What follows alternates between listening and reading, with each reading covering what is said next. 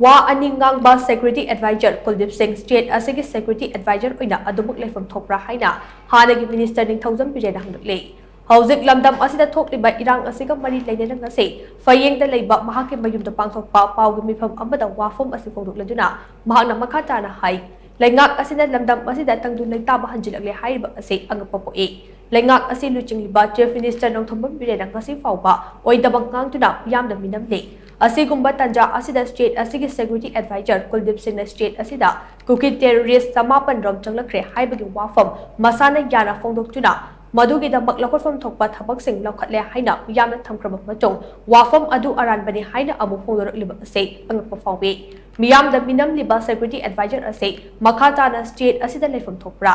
अमरोमदा Assam Rifles ना कुकी की माइकेदा लेपलगा मतेंग पांगली हाइबा असे मियाम इखंग खंगनरब वाफम अमु ओइरे सुपनतगी असम राइफल्स की बटालियन अनिखक होंगहनख्रगा इशू असि नाथेबि यारोय स्टेट असिदा लेरिबा असम राइफल्स पुनमक अतोप मफम अमदा थमखिगदबने असम राइफल्स की महुच्चा सीआरपीएफ अमदे बीएसएफ ना शिलकपा असे अचुब खोंथांगने मियांगी पुनसे लंतुम ngakpa ngamdraba chief minister Nongthomam Biren makha chana chief minister gi fam paihum thokra masana khangna fam thadokpane hena fagane marak asida recruitment yawba chatkiba nupa macha ahum gi manungda ama thadoraklaga ani fajinduna thamliba ajo miyoi bagi minungsi genglaga tekta kaidana thadokpira u haina magna makha chakhi Manipur se shanti leinanabagi damakta Nongthomam Birena masana moral ground da leibak sasan chahi ama tha nipan tare nipan ro bauda ngakpa ngamdrabadi ikai khumna jarwa chiminisa gi phamji thadok piraga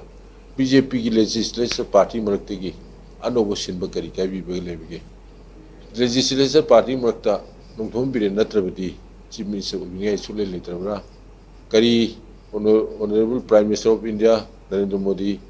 honourable home minister of India mister Amit Shah मखोय का करी लमरी लेनरिबगे Chandel district अमदी Tengnoupal district Jiribam district